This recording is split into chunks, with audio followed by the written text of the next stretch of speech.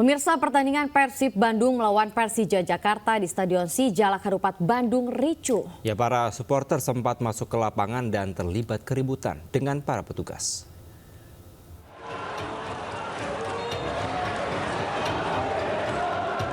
Pertandingan Persib Bandung melawan Persija Jakarta di Stadion Sijalak Harupat Bandung diwarnai kericuhan. Suasana mulai panas saat pertengahan babak kedua, di mana para supporter Persib Bandung mulai menyalakan flare. Kericuhan semakin memanas jelang akhir laga pertandingan, di mana para supporter melempar flare ke arah lapangan yang nyaris mengenai para petugas. Usai pertandingan, kericuhan semakin parah. Para supporter masuk ke dalam lapangan merusak peralatan, serta terlihat mengeroyok petugas garis di pinggir lapangan. Para supporter sempat menghantam petugas. Aksi supporter ini langsung ditanggapi petugas keamanan. Meski sempat terjadi kericuhan, petugas keamanan akhirnya berhasil meredam emosi para supporter dan menyuruh mereka pulang. Pada pertandingan di laga Liga 1 2024-2025, Persib Bandung memukul Persija Jakarta dengan skor 2-0. Kedua kesebelasan sempat bermain dengan 10 pemain lantaran kerasnya laga. Dari Bandung, Jawa Barat, Yuan Pangestu, iNews melaporkan. Pihak Rumah Sakit Polri menyatakan hingga kini baru 5 keluarga dari 7 jenazah kasus kematian remaja di Kali Bekasi yang melapor. Ya, meski identifikasi ke-7 jenazah telah selesai dilakukan, namun pihak rumah sakit masih kesulitan untuk mencocokkan identitas jenazah karena data dari keluarga yang masih kurang.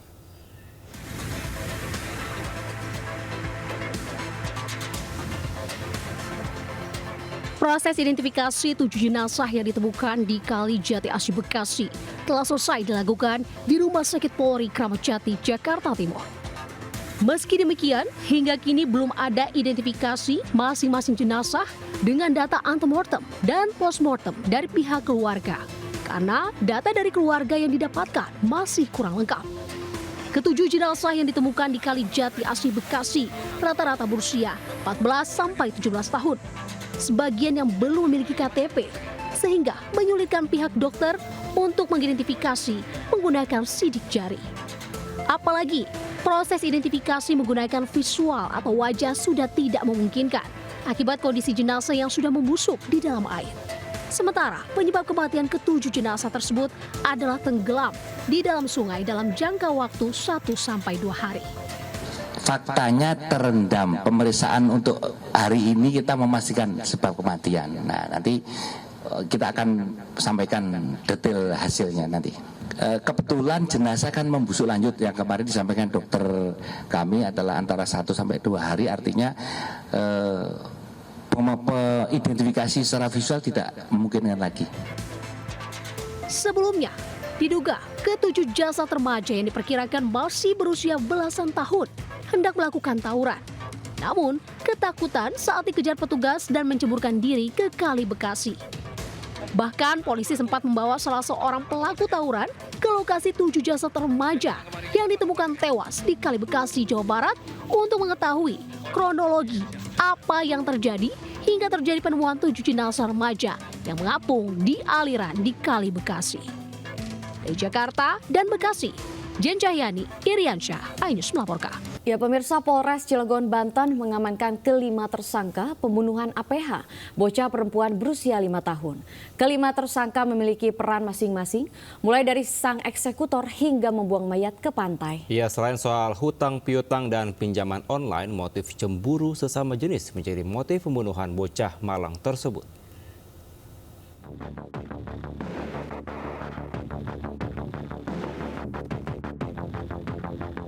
Inilah 5 tersangka yang tega membunuh seorang bocah APH 5 tahun dan jasadnya dibuang di wilayah pantai Cihara, Lebak, Banten. Kelima tersangka SH, RH, EM, UH, dan YH punya peran berbeda-beda. Pelaku utama yakni 2 tersangka perempuan SH dan RH dan 1 perempuan EM berperan sebagai eksekutor pembunuhan dan dijanjikan uang 50 juta rupiah. Korban dipukul dengan besi shock breaker sepeda motor pada bagian tubuh korban. Sementara 2 tersangka pria membantu membuang jasad korban dengan dijanjikan upah masing-masing Rp100.000. Selain motif utang piutang, para pelaku juga memiliki masalah percintaan sejenis. RA dan RH memiliki hubungan intim sesama jenis. RA cemburu karena ibu korban dekat dengan RH hingga menyulut emosi pelaku untuk menghabisi nyawa APH. Pelaku SH dan RH itu sakit hati karena perlakuan dari ibu korban. Saudari A ini, ibu korban itu sering memarahi anak dari SH, menaruh kecemburuan terhadap ibu korban karena sering dekat dengan saudari RH, pelaku. Nah, ini untuk pelaku ini memiliki penyimpangan, ya, masih kita dalami penyimpangan seks untuk hubungan. Pemirsa, Satreskrim Polrestabes Medan menggerebek markas kelompok geng motor yang kerap meresahkan masyarakat Kota Medan, Sumatera Utara. Dalam aksinya, komplotan geng motor bernama Texas ini sering melakukan aksi tawuran dan melintas jalan raya dengan menggeber-geber sepeda motor berknalpot brong.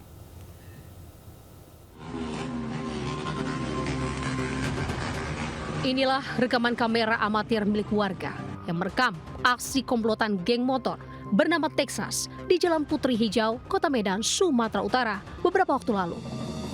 Aksi komplotan geng motor yang menggeber-geber knalpot brong dan mengacungkan senjata tajam ini pun viral di media sosial. Menanggapi keluhan warga, Satreskrim Polrestabes Medan pun langsung menggerebek markas geng motor Texas di Jalan Menteng Raya, Kecamatan Medan Denai, Kota Medan, Sumatera Utara. Saat digerebek, sejumlah anggota geng motor tengah asyik bermain judi. Usai dilakukan penggeledahan, petugas mengamankan satu senjata tajam jenis parang. Yang kita amankan sementara 10 orang, tim masih pengembangan karena kita masih mengejar ketua geng motor tersebut. Ini geng motor apa?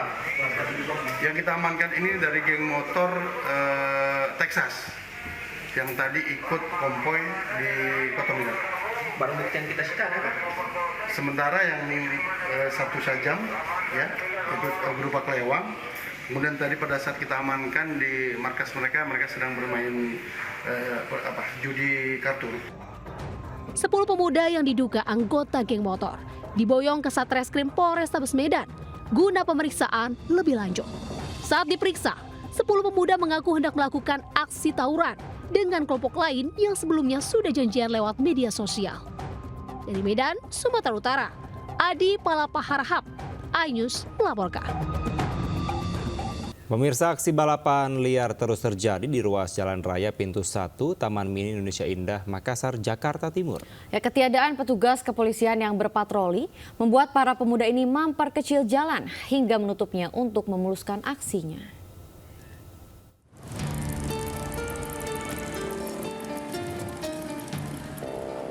Puluhan pemuda sengaja mengadang jalan saat akan digunakan untuk aksi balap liar di Jalan Raya Pintu 1 Taman Mini Indonesia Indah, Makassar, Jakarta Timur. Para pelaku menggunakan motor yang sudah dimodifikasi, memacu kendaraan dengan kecepatan tinggi tanpa memperdulikan keselamatan diri dan orang lain.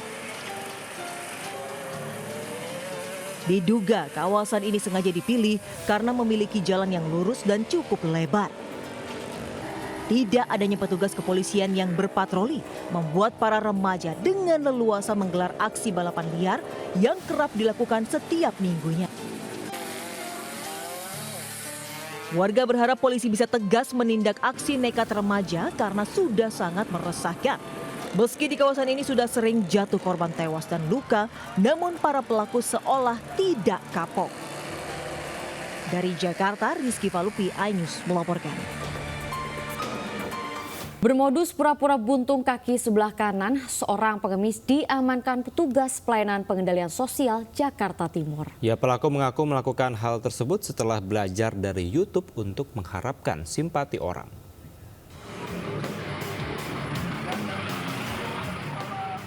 Demi mendapat simpati, Bowo berpura-pura kaki kanannya buntung hingga harus berjalan ngesot menggunakan bokong di Jalan Haji Namaan, Pondok Kopi Durensawit, Jakarta Timur. Petugas P3S yang melakukan pemantauan penyandang kesejahteraan sosial pun curiga dengan aksi Bowo. Saat petugas memeriksa Bowo, ia pun mengakui jika kaki kanannya dijepit hingga berpura-pura buntung. Hasil interogasi aksi Bowo terinspirasi setelah belajar di situs berbagai video. Kantor kami, kita menemukan satu PPKS pengemis. Pertama kita lihat yang bersangkutan jalannya mengesot menggunakan bagian pantat belakang dengan menggunakan sendal. Namun setelah kita coba selidiki, yang bersangkutan ternyata memiliki kaki yang sempurna. Pelaku pun digelandang ke Panti Sosial Cipayung, Jakarta Timur untuk dilakukan pembinaan. Dari Jakarta, Rio Manik, iNews melaporkan. Mirsa tertangkap basah tengah membobol sebuah kamar kos. Seorang penjaga indekos di kawasan Sawah Besar, Jakarta Pusat menangis ketakutan. Ya, pelaku khawatir menjadi bulan-bulanan para penghuni kos yang geram akan aksinya.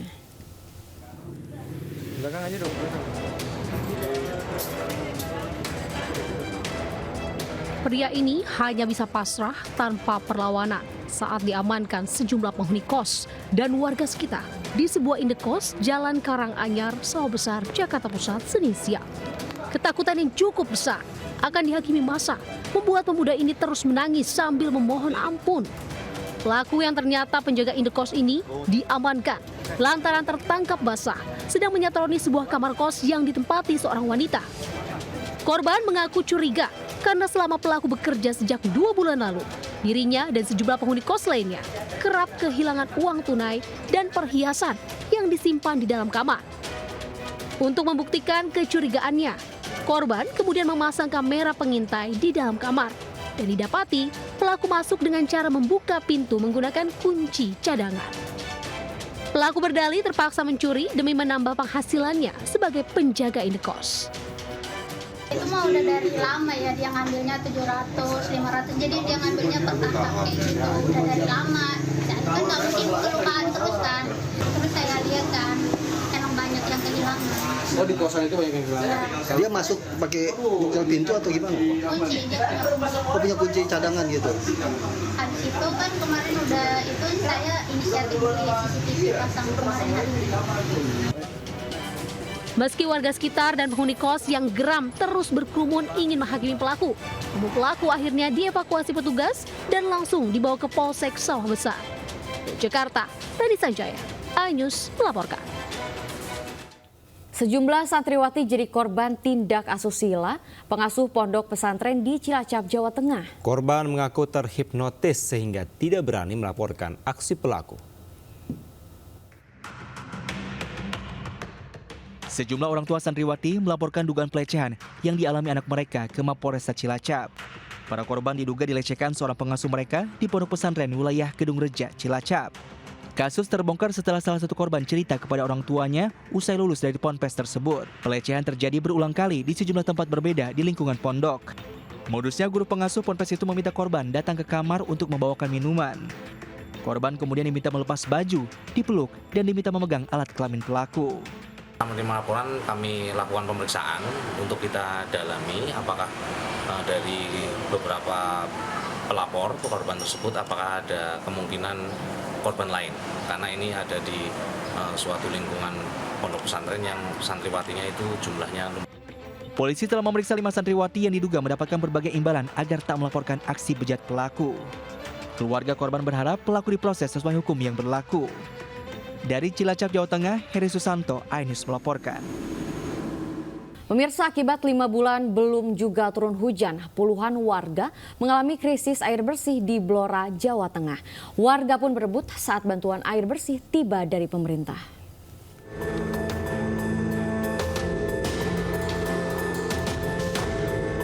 Tercatat sudah 5 bulan hujan tidak mengguyur kawasan Desa Temurojo, Kabupaten Blora, Jawa Tengah.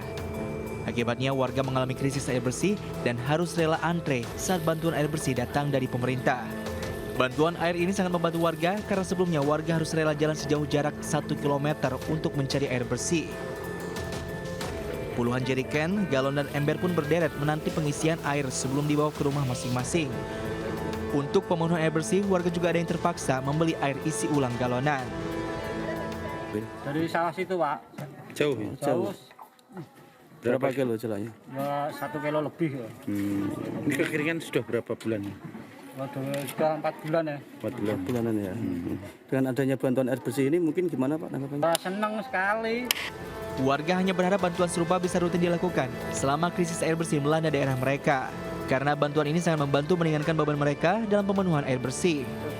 Dari Blora, Jawa Tengah, Heri Purnomo, iNews melaporkan.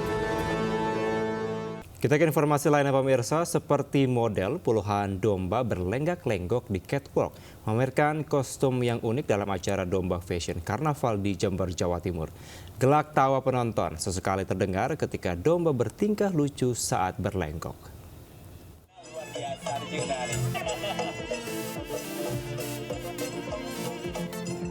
Mengenakan kostum unik, satu persatu domba berlenggok di atas panggung di Desa Suco, Mumbulsari, Jember, Jawa Timur. Tercatat puluhan ekor domba milik peternak silih berganti memamerkan kostum unik dan menarik di hadapan ratusan penonton. Tayal aksi fashion show domba ini pun mengundang tawa ratusan warga. Tingkah lucu domba beraksi di atas panggung ini digelar dalam Domba Fashion Karnaval. Seluruh domba yang ikut telah dihias sedemikian rupa untuk tampil di atas panggung catwalk. Meski domba sudah dilatih oleh pemilik agar elegan berjalan, namun tetap saja ada domba yang enggan berjalan di atas catwalk hingga memicu gelak tawa. Ya biasa, nggak kerepotan sedikit waktu naik. Kalau sudah di atas, biasa sudah. Ya kadang-kadang itu, kalau 9. Cuma ini. Gelaran Domba Fashion Karnaval merupakan event tahunan pemerintah Desa Suco sebagai ajang meningkatkan kreativitas peternak agar lebih semangat memelihara domba. Apalagi Desa Suco merupakan sentra peternak domba yang telah dikenal masyarakat. Dari Jember, Jawa Timur, Bambang Sugiarto, iNews melaporkan.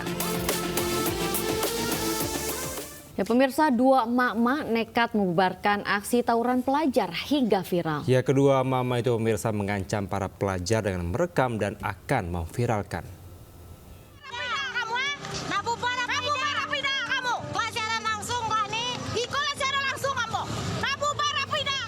Dalam rekaman video amatir, dua emak-emak berteriak berupaya membubarkan sekumpulan pelajar yang diduga hendak tawuran di Desa Kesambi, Kabupaten Rejang Lebong, Bengkulu. Sambil merekam, kedua emak ini memarahi serta mengancam akan memviralkan para pelajar yang akan melakukan aksi perkelahian antar sekolah. Namun setelah ditelusuri, ternyata peristiwa tersebut bukanlah tawuran, namun perkelahian 1 lawan 1 antar murid sekolah. Tempat itu ya, saat itu tinjuan. Tapi lamanya aku udah nengok Nian kemarin. Jadi itu duel 1 lawan 1 gitu ya? Sementara belum diketahui motif perkelahian maupun sekolah mana saja yang terlibat dalam aksi tersebut. Dari Rejang Lebong, Bengkulu, Widodo Waluyo, iNews melaporkan. Pemirsa, KPU Provinsi secara serentak menggelar pengundian nomor urut pasangan calon gubernur dan wakil gubernur yang akan berkontestasi dalam Pilkada 2024. Ya, seperti di Jakarta dan Banten, pasangan calon menjalani pengundian nomor urut pada Senin malam.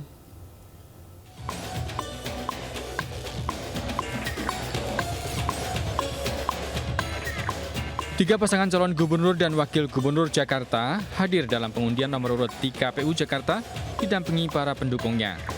Hasil pengundian diketahui, pasangan Ridwan Kamil Suswono mendapat nomor urut 1, pasangan Dharma Pangrengkun Kunwardana mendapat nomor urut 2, sementara pasangan Pramono Anung Rano Karno memperoleh nomor urut 3. Nomor urut yang didapatkan masing-masing paslon ini menjadi identitas peserta mulai dari masa kampanye hingga pemilihan gubernur dan wakil gubernur. Program kerja nomor urut 1 pasangan Ridwan Kamil dan Suswono memiliki slogan Jakarta Baru, Jakarta Maju yang menekankan pada kemajuan dan berkelanjutan. Nomor urut 2 pasangan Dharma Kun memiliki program Jakartaku Aman yang menuangkan dan menjadikan Jakarta sebagai pusat perekonomian nasional dan global. Sedangkan nomor urut 3 pasangan Pramono Anung dan Rano Karno memiliki program Jakarta Menyala, yakni Jakarta sebagai pusat perekonomian nasional dan kota global. Selanjutnya, ketiga paslon akan menjalani kampanye mulai 25 September hingga 23 November 2024. Sementara itu, dua pasangan calon gubernur dan wakil gubernur Banten menjalani pengundian nomor urut di kantor KPU Banten, Jalan Syekh Nawawi Al-Bantani, Serang, Banten. Pasangan Airen Rahmidiani, Ade Sumardi mendapat nomor urut 1, Sedangkan pasangan Andra Soni, tim Yati Natakusuma mendapat nomor urut 2.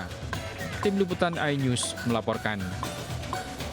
Sementara itu, KPU Provinsi Jawa Timur juga telah melakukan pengundian nomor urut bagi 3 pasangan calon gubernur dan calon wakil gubernur pada Pilkada Jatim 2024. Pengundian nomor urut paslon juga dilakukan KPU Jawa Tengah dan KPU Jawa Barat.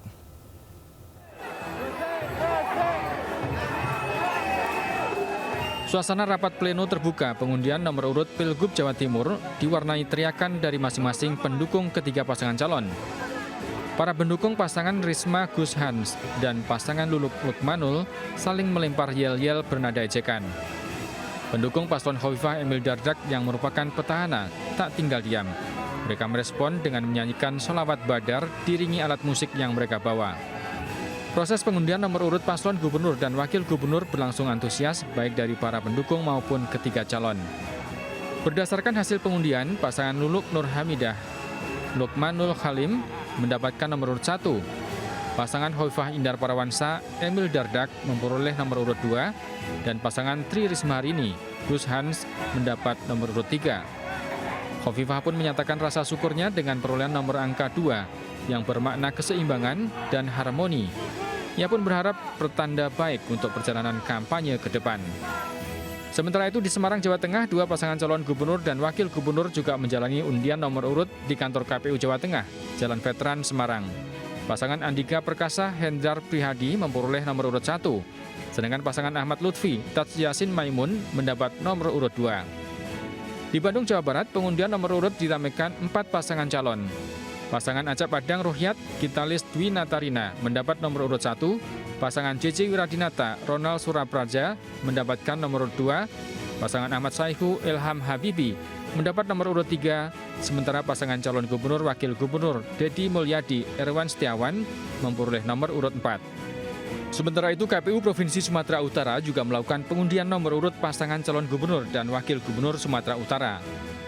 Pasangan Muhammad Bobi Afif Nasution Surya meraih nomor urut 1 dan pasangan Edi Rahmayadi Hasan Basri Sagala mendapat nomor urut 2. Tim Liputan iNews melaporkan.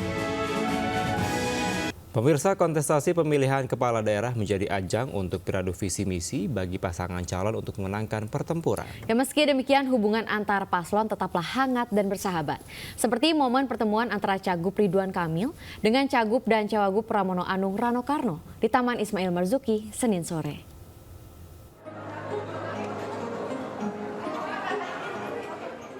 Suasana hangat dan bersahabat terlihat saat calon gubernur Jakarta Ridwan Kamil secara tidak sengaja bertemu dengan rivalnya, calon wakil gubernur Rano Karno, di sela-sela menghadiri acara diskusi yang digelar Dewan Kesenian Jakarta di Taman Ismail Marzuki Senin sore.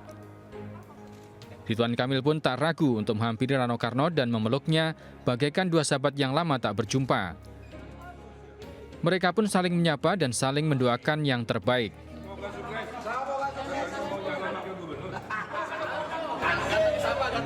Rasa hormat juga ditunjukkan Ridwan Kamil saat menyambut calon gubernur Pramono Anung yang menghampirinya. Keduanya pun bercanda dan saling peluk, bahkan Kamil tak segan mencium tangan Pramono Anung berulang kali.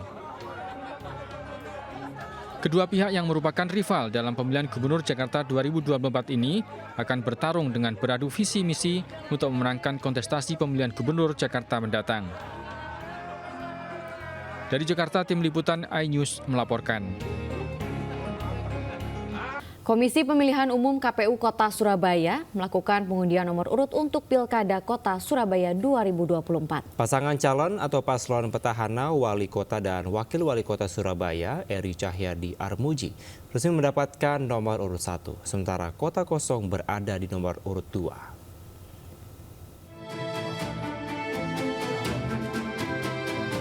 Pasangan calon, paslon petahana wali kota dan wakil wali kota Surabaya, Eri Cahyadi Armuji, menghadiri pengundian nomor urut pasangan calon Pilkada Kota Surabaya 2024 yang digelar Komisi Pemilihan Umum KPU Kota Surabaya Senin siang. Karena bagian dari tahapan Pilkada, Eri Cahyadi dan Armuji tetap mengambil nomor urut meski menjadi pasangan calon tunggal melawan kotak kosong. Dalam rapat pleno terbuka, pengambilan nomor urut Eri dan Armuji mendapatkan nomor urut 1, sedangkan kotak kosong mendapatkan nomor urut 2. Eri dan Armuji serta pendukungnya pun menyambut gembira mendapat nomor urut 1. Alhamdulillah nomor satu. Nomor satu ini adalah tadi seperti saya sampaikan, nomor satu adalah bersatu simbolnya. Hari ini Surabaya sudah ditunjukkan bersatu bagaimana seluruh partai politik, seluruh masyarakat dengan calon wali kota dan wakil wali kotanya bersatu untuk menyusun program-program dan memberikan yang terbaik bagi umat di kota Surabaya. Pasangan Eri Cahyadi dan Armuji akan mulai cuti dinas pada 25 September mendatang sesuai peraturan yang berlaku. Eri juga memastikan bahwa dirinya akan melepas semua fasilitas dinas selama masa cuti dan tidak menggunakan fasilitas dinas untuk kampanye. Selain kota Surabaya, Pilkada 2024 di Jawa Timur yang akan melawan kota kosong, yakni Kota Pasuruan, Gresik, Trenggalek, dan Ngawi. Dari Surabaya, Yuda Prawira, iNews. Pemirsa, Presiden Joko Widodo pada Senin siang meresmikan smelter tembaga dan pemurnian logam mulia PT Aman Mineral Internasional di Sumbawa Barat, Nusa Tenggara Barat. Ya, Presiden berharap dengan pembangunan smelter tersebut bisa membuka lapangan pekerjaan yang sebanyak-banyaknya bagi masyarakat.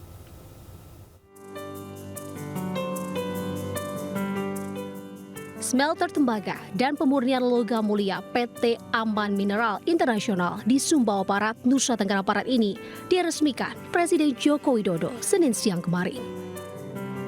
Peresmian ini turut dihadiri Menteri SDM Bahlil Lahadalia dan Menteri BUMN Erick Thohir.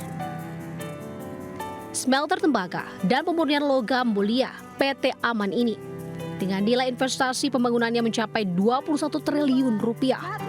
Menurut Jokowi, Indonesia sudah saatnya mengurangi dan stop ekspor bahan mentah ke negara lain karena cukup merugikan Indonesia.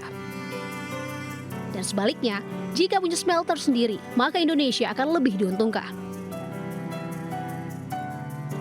Bayangkan kalau selamanya hanya diekspor dalam bentuk konsentrat mentahan. Nilai tambahnya tidak berada di kita. Nilai tambahnya berada di negara-negara yang memiliki smelter. Sehingga keberanian dan niat baik dari PT Aman saya sangat mengapresiasi sekali. Jokowi juga sangat mengapresiasi adanya smelter PT Aman Mineral Internasional ini. Presiden berharap smelter ini bisa membuka lapangan pekerjaan yang sebanyak-banyaknya bagi masyarakat.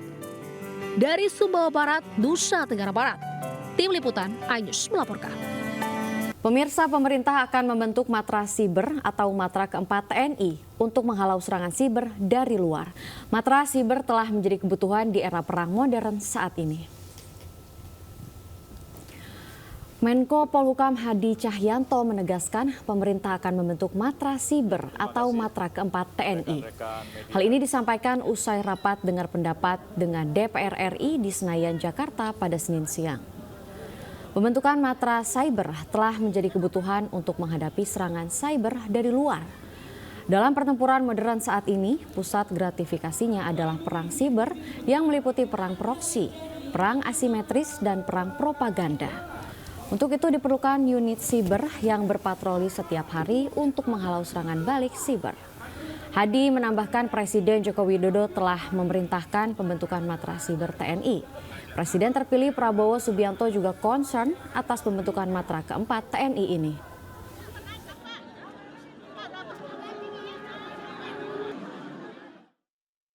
Semuanya itu memerlukan satu peralatan sistem untuk bisa kita menghalau serangan-serangan balik mereka.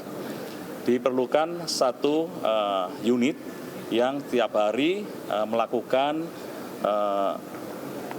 patroli, kemudian melakukan rangkaian-rangkaian mitigasi, dan kalau saya sampaikan bahwa angkatan keempat ini, Matra Cyber ini adalah perang pikiran. Jadi bagaimana kita bisa memengkarui bahwa peperangan ini bisa kita menangkan. Pemirsa, kapal pesiar KM Naraya di Labuan Bajo ludes terbakar. Beruntung saat kejadian tak ada penumpang wisatawan karena kapal sedang dalam pemeliharaan mesin. Kebakaran kapal KM Naraya ini terjadi di Pelabuhan Marina Labuan Bajo sekitar pukul 15.30 WITA. Kebakaran bermula ketika muncul api dari mesin genset yang dihidupkan, lalu merambah ke kamar mesin hingga bagian belakang kapal. Tim SAR gabungan langsung dikerahkan menuju lokasi kejadian dengan mengerahkan kapal RIP Pos SAR Labuan Bajo, Sea Rider KSOP, Sea Rider Polair, serta kapal wisatawan lain yang terdekat untuk memadamkan api. Tim SAR gabungan juga segera melakukan pengamanan awak kapal KM Naraya yang terbakar.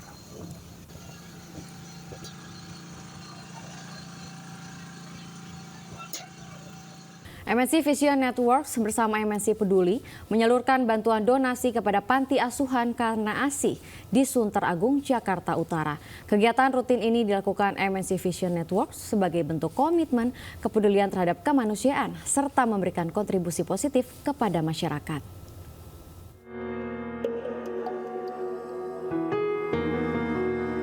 Sebagai bentuk kepedulian terhadap kemanusiaan, MNC Vision Network bersama MNC Peduli kembali menggelar kegiatan CSR dengan menyalurkan bantuan donasi untuk Panti Asuhan Karna Kasih, Sunter Agung, Jakarta Utara. Kegiatan ini pun disambut hangat dan antusias para pengurus serta anak-anak panti. Diharapkan bantuan ini dapat meringankan beban operasional Panti Asuhan Karna Kasih yang sudah berdiri sejak 30 tahun lalu. Sangat berterima kasih kepada PT MNC Vision Network dan semua yang terlibat ya, karena telah menyalurkan dan memberikan bantuan kepada kami. Jadi ini akan membantu dalam keseharian mereka. Bisa membantu operasional yayasan, bisa membantu adik-adik yang diasuh di sini beroperasional Panti Asuhan ini, Panti Asuhan Karna Kasih ini, dan kemudian juga mungkin bisa membangkitkan semangat jadi bukan hanya kami, terutama kami sendiri dan juga masyarakat dalam selalu berbagi, ikut saling bantu-membantu dan berbagi di masyarakat. Program CSR MNC Vision Network melalui MNC Peduli ini rutin dijalankan sebagai bentuk sumbangsi dalam membangun dan mendukung mental anak-anak panti asuhan serta dapat membawa kontribusi positif bagi masyarakat luas. Dari Jakarta, Aryadin Alfagani Nur, iNews melaporkan. Pemirsa, jelly tak sekedar menjadi makanan penutup, kini semakin populer sebagai cemilan yang digemari semua usia. Apalagi jika dikreasikan menjadi berbagai bentuk dan warna. Ya, benar sekali. Aulina dan pemirsa, di mana pemirsa di Bekasi, Jawa Barat ini ada homemade jelly art yang mengkreasikan jelly menjadi berbagai bentuk 3D layaknya sungguhan dan tentu meningkatkan nilai jual dari produknya.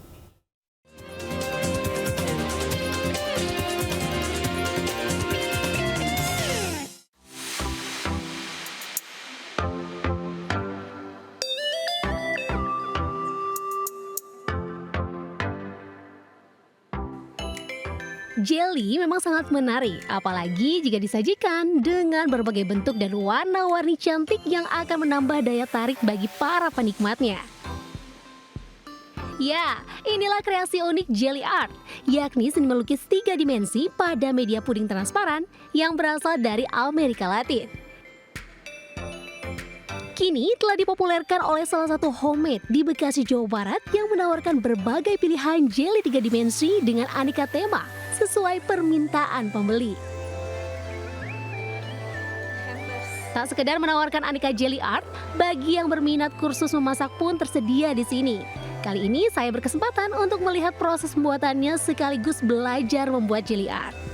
Prosesnya terbilang gampang-gampang susah nih. Selain minat dan harus teliti, kita wajib waspada dengan panasnya uap puding yang dimasukkan ke dalam base atau cetakan jelly dengan waktu yang singkat. Selain itu, butuh kreativitas seni yang tinggi dan kesabaran untuk menghasilkan karya seni yang berkualitas. Teknik yang wajib dipelajari dalam membuat jelly art yakni menggunakan suntikan dan alat pembentuk daun, bunga, atau karakter lainnya yang disebut teknik injeksi. Selain itu, teknik cetak menggunakan cetakan plastik atau silikon. Buka tuh dari 2016, cuma kalau untuk jelly art baru 2 tahun yang lalu. Di Indonesia khususnya ya belum banyak jelly artisan yang seperti ini, makanya saya manfaatkan. Jadi saya jualan jelly art supaya orang-orang pada tahu dan bisa beli di saya. Saya harus menyampaikan ke customer juga bahwa dengan kalian membeli jelly art ini, kalian juga membeli sebuah seni sebetulnya. Bagi Anda yang tertarik untuk memesan, mudah saja karena pemasaran jelly art homemade ini secara online di media sosial. Tersedia katalog untuk melihat jenis menu apa saja yang ditawarkan. Anda pun dapat memesan langsung dan dikirim melalui ojek online. Wah, ini dia pemirsa yang mau saya bawa pulang. Menarik banget ya. Jadi bagi Anda pemirsa yang lagi cari-cari untuk hadiah, untuk hampers buat rekan kerja, teman, pacar, ini bisa menjadi salah satu alternatif yang menarik banget nih. Ada di Bekasi Barat. Dari Bekasi, Jawa Barat, Jen Cahyani bersama juru kamera Eri Nugraha melaporkan. Dadah!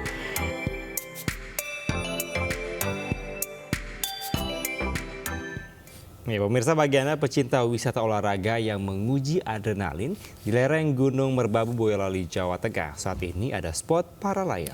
Ya, pengunjung atau atlet bisa menikmati keindahan alam di lereng gunung dari ketinggian 1.600 mdpl.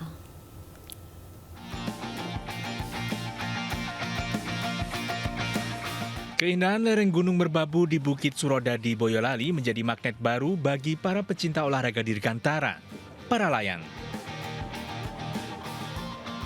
Tanah lapang yang luas cocok untuk melakukan penerbangan. Terlebih hempasan angin di tempat ini tidak pernah gagal untuk membuat parasut bisa terbuka dengan sempurna. Setelah melayang di langit, para pecinta para layang akan disuguhi pemandangan alam yang menawan, terbentang antara Gunung Merbabu dan Merapi. Lokasi ini awalnya merupakan titik latihan atlet para layang, namun dikembangkan menjadi tempat wisata untuk umum.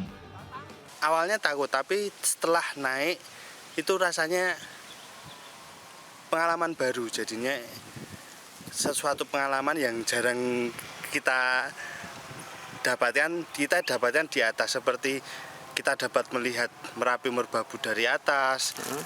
Selain pemandangannya bagus, di sini juga untuk tempat take off-nya saya rasa ini tempatnya aman dan landing areanya juga aman. Di samping itu teman-teman juga bisa explore cross country ya, terutama yang pecinta terbang lama dan terbang jauh. Bagi Anda yang belum pernah mencoba para layang bisa merasakan terbang dengan tandem, didampingi pemain para layang yang berpengalaman. Siapkan uang Rp300.000 untuk bisa merasakan sensasi terbang dengan para layang, menyusuri indahnya pemandangan dari atas langit di hamparan kaki Gunung Merbabu dan Merapi. Dari Boyolali, Jawa Tengah, Tata Rahmanta, iNews melaporkan. Pemirsa, maraknya peredaran obat keras atau obat ilegal dengan kedok toko kelontong masih marak ditemukan di Kota Depok. Hadirnya penjualan obat ilegal tersebut membuat resah masyarakat setempat hingga penggerebekan dilakukan oleh warga yang geram. Ya, seperti halnya warga yang menggerebek toko obat berkedok toko kelontong di Jalan Jakarta Bogor, Curug Bojongsari, Kota Depok.